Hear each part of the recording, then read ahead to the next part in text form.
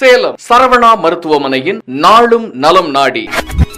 ஆரோக்கியம் ஆயுள் முழுவதும் வழங்குபவர் ரொட்டேரியன் டாக்டர் அசோக் அவர்கள். கோடை பண்பலை நேயர்கள் அனைவருக்கும் வணக்கம். என்ன நேயர்களே, நலமாக இருக்கீங்களா? மொத்தத்தில் ஆரோக்கியம் வேணும், ஆயுள் முழுதும் நமக்கு. இந்த உண்மை கதையை கேளுங்க. கட்டுமஸ்தான உடம்புடன் இருந்த அந்த இளைஞன் ஒரு கோணிப்பை நிறைய கற்களை அள்ளி போட்டு கட்டி தன் தோளில் சுமந்தபடி ஊரை சுற்றி வந்தான். பார்த்தவர்கள் எல்லாம் கேலியும் கிண்டலும் செய்தனர். அவன் மனைவியோ இந்த கூத்தை பார்த்து இரவோடு இரவாக அப்புறப்படுத்த நினைத்தால் அவளால் அது முடியவில்லை. இத்தனை கனமான சுமையை சுமந்து கொண்டு உங்களால் எப்படி சிரிக்க முடிகிறது என மறுநாள் வினவ அந்த இளைஞன் புன்னகையுடன் சொன்னான், சந்தோஷமாக ஏற்றுக்கொண்டால் எந்த சுமையும் சுமையாக தெரியாது, தாய் குழந்தை வளர்ப்பதை போன்று என்றான். சுமை தெரிய வேண்டாம், மற்றவர்களின் கேலியும் கிண்டலும் கூடவா உங்களுக்கு வேதனையாக்கவில்லை என மீண்டும் கேட்டாள். அவற்றையும் நான் சந்தோஷமாகவே ஏற்றுக்கொள்கிறேன் என்றான். இமயமலை அடிவாரத்தில் கும்ஜிங் கிராமத்தில் 1914ஆம் வருடம் ஏழ்மையான குடும்பத்தின் 11வது குழந்தையாக பிறந்த அந்த குழந்தைக்கு மலைகளின் உயரம் கிளர்ச்சி ஊட்டியது.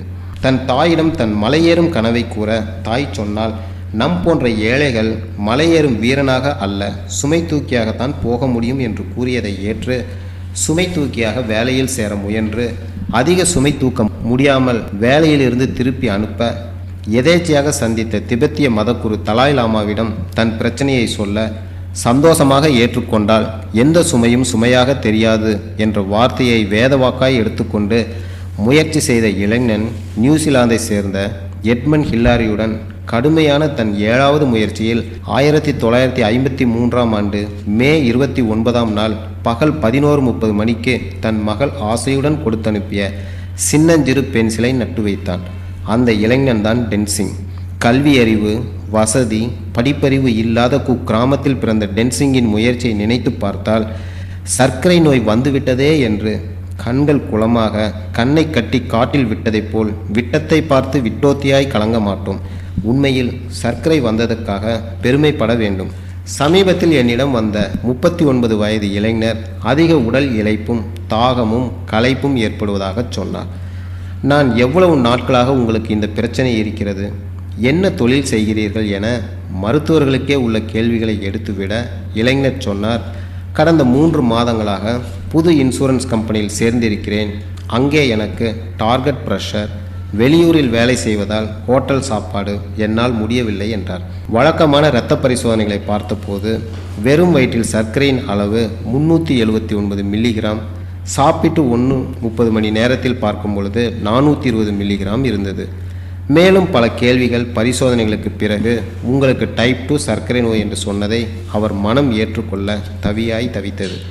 பொதுவாக இந்த டைப் 2 சர்க்கரை நோய் பெற்றோர்கள் மூலம் பாரம்பரியமாக அதிக உடல் எடை, கணையத்தில் ஏற்படும் பிற பாதிப்புகள், நாட்பட்டு எடுக்கப்படும் ஸ்டீராய்டு போன்ற மருந்துகள், இன்சுலினை செல்கள் ஏற்றுக்கொள்ளாதது என பல காரணங்கள் இருந்தாலும் சர்க்கரை நோய் வந்த பின்போ வரும் முன்போ வருமுன் காப்போம் என்ற பழமொழியை ஆழ்மனதில் புதைத்து வைத்திருந்தால் ஆயுள் முழுவதும் ஆரோக்கியம் சாத்தியமே.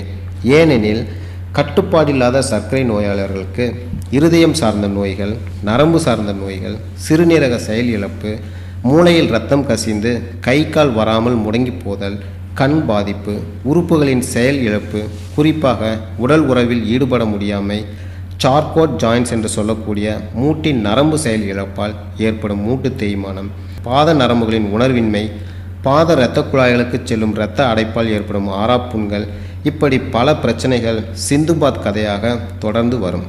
90 to 95% உள்ள இந்த டைப் 2 சர்க்கரை நோயின் அறிகுறிகள் என்ன, தடுக்கும் தீர்க்கும் முயற்சிகள் பற்றி நாளை இதே நேரம் இதே நிகழ்ச்சியில் சந்திப்போம்.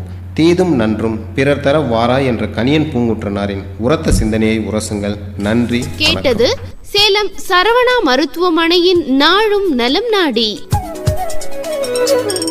ஆரோக்கியம் ஆயுள் முழுவதும் வழங்கினார் ரொட்டேரியன் டாக்டர் அசோக் அவர்கள்.